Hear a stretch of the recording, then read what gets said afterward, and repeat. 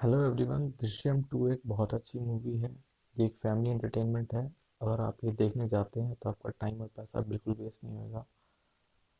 दृश्यम 2 की स्टोरी कुछ इस तरीके से स्टार्ट होती है। दो बंदे ड्रग्स और पैसों की लेन देन कर रहे होते हैं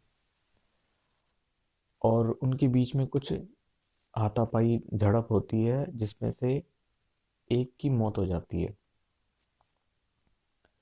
और ये सब पुलिस देख लेती है और पुलिस उस दूसरे बंदे को, जो कि बच जाता है, उसका उसका पीछा करना शुरू करती है। और वो पुलिस से बचने के लिए भागते भागते ठीक उसी जगह पहुंचता है जहां पे विजय सैम की बॉडी को छुपा रहा होता है। और वो विजय को सैम की बॉडी छुपाते हुए देख लेता है। उसके बाद विजय वहां से अपने घर चला जाता है और जो पुलिस से बच के भाग रहा होता है वो अपने घर चला जाता है। अपने घर जाने के बाद वो फटाफट अपना सामान बांधता है और कोशिश करता है कि वो जल्दी से जल्दी यहाँ से भाग सके। लेकिन पुलिस उसे वहाँ पकड़ लेती है और मर्डर केस में वो 7 साल के लिए जेल चला जाता है। सिर्फ वही एक बंदा होता है जिसे पता होता है कि विजय ने सैम की बॉडी को कहाँ छुपाया है। तो 7 साल के लिए वो जेल में चला गया है। तो इस 7 साल तक किसी को कुछ नहीं पता कि विजय ने सैम की बॉडी कहाँ छुपाई है। सिर्फ वही एक बंदा जानता है और वो जेल के अंदर है। तो 7 साल तक विजय और उसकी फैमिली बिल्कुल स्ट्रेस फ्री लाइफ जीते हैं। उन्हें कोई किसी तरह की परेशानी नहीं होती है। 7 साल बाद जब वो बंदा जेल से छूट के आता है तब विजय और उसकी फैमिली की एक्चुअल प्रॉब्लम स्टार्ट होती है। इसी बीच इन 7 सालों में विजय की लाइफ में सिर्फ इतना चेंजेस आया होता है कि वो एक केबल नेटवर्क का जो छोटा सा दुकान चलाता था, उससे अब वो एक मिराज सिनेमा का मालिक बन जाता है। यानी कि वो एक बिजनेसमैन बन जाता है। अब ये होता है कि जब वो जेल से बाहर आता है तो जेल से बाहर आने के बाद वो बंदा, तो जब वो जेल से बाहर आता है तो वो वापस अपने घर जाता है। और घर जाने के बाद वो अपने घर की सारी स्थिति देखता है कि किस तरीके से उसकी वाइफ गरीबी में रह रही है और किस तरीके से उसके बच्चे को पाल रही है। ये सब देख के वो सोचता है कि जब सब कुछ उसी ने खराब किया है तो सही भी वही करेगा। और वो एक मौके की तलाश में रहता है कि कहाँ से वो अच्छा खासा पैसा कमा सके। इसी बीच गोवा में नए आईजी आते हैं और वो आईजी जो होता है वो विजय के केस को काफ़ी दोबारा से रीओपन करने की सोचता है। तो वो उन सारे बंदों को बुलाता है जो उस केस को इन्वेस्टिगेट कर रहे थे। उन सब से पूछताछ करता है और उस केस को रीओपन करने की सोचता है।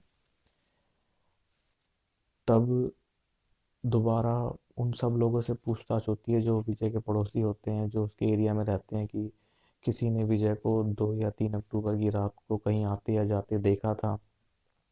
तो सबसे दोबारा पूछताछ होती है और पुलिस ये भी अनाउंस करती है कि जो ये बताएगा कि किसी ने अगर विजय को 2 या 3 अक्टूबर की रात को कहीं आते या जाते देखा है तो पुलिस उसे 5 लाख रुपए देगी।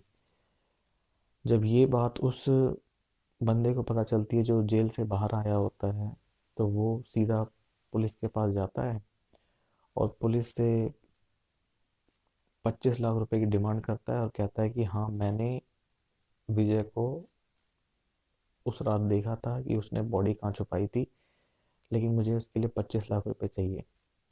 तो सैम की माँ जो होती है मीरा, वो कहती है कि उसे 25 लाख मिल जाएगी। वो 25 लाख उसे दे देती है और उसके बाद वो बताता है कि जिस पुलिस स्टेशन में अभी हम सब लोग खड़े हैं ठीक उसी पुलिस स्टेशन के नीचे विजय ने सैम की बॉडी को छुपाया है।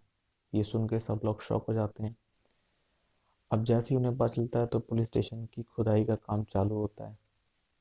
पुलिस स्टेशन की खुदाई करते हैं।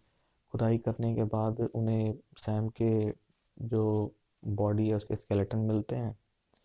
उस स्केलेटन को तुरंत फॉरेंसिक टीम को भेज दिया जाता है ताकि वो उन्हें रिपोर्ट जल्दी से जल्दी मिल सके।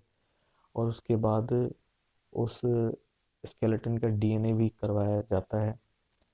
और पुलिस इन सब हड़बड़ी में जल्दी से जल्दी विजय की फैमिली को अरेस्ट कर लेती है। और अरेस्ट करने के बाद उसकी फैमिली को टॉर्चर किया जाता है, मारपीट होती है, जिसकी वजह से विजय ये कन्फेशन देता है कि सारा इल्ज़ाम अपने सर पे ले लेता है और ये कन्फेशन देता है कि सैम को उसी ने मारा है।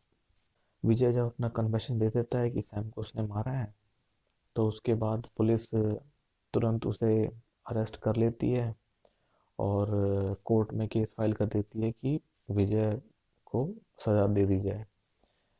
तो कोर्ट में जो विजय की जो वकील होती है वो ये कहती है कि पुलिस ने विजय से ज़बरदस्ती मार पीट के ये बयान रिकॉर्ड करवाया है। और ये सारा बयान पुलिस ने दृश्यम नाम की एक नॉवल में से लिया है जो कि विजय ने लिखी थी लेकिन पब्लिश किसी और के नाम से करवाई थी। तो जब कोर्ट में जज को ये सब पता चलता है तो और जब उसी टाइम जज के पास सैम की डीएनए रिपोर्ट्स उस स्केलेटन की जो स्केलेटन मिलता है उसके डीएनए रिपोर्ट्स आती हैं। तो उसे जज साहब कहते हैं ये बॉडी तो सैम की है ही नहीं। तो पुलिस और शॉक हो जाती है उस टाइम कि ये बॉडी जब सैम की नहीं है तो फिर किसकी है।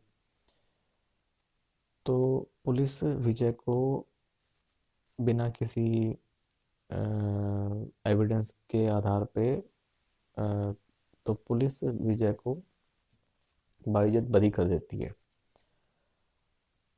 अब विजय ने जो नॉवल किसी दूसरे के नाम से पब्लिश करी थी वो बंदा जिसके नाम से वो नॉवल पब्लिश हुई थी वो बंदा आईजी के पास जाता है और उन्हें सारी स्टोरी बताता है कि विजय ने ये नॉवल मेरे नाम से पब्लिश करी थी और इस नॉवल में आखिर लिखा क्या है। तो उस नॉवल में ये लिखा होता है कि हीरो जो होता है उस नॉवल में विजय ने अपनी ही कहानी लिखी होती है कि लेकिन कैरेक्टर सारे चेंज कर दिए होते हैं।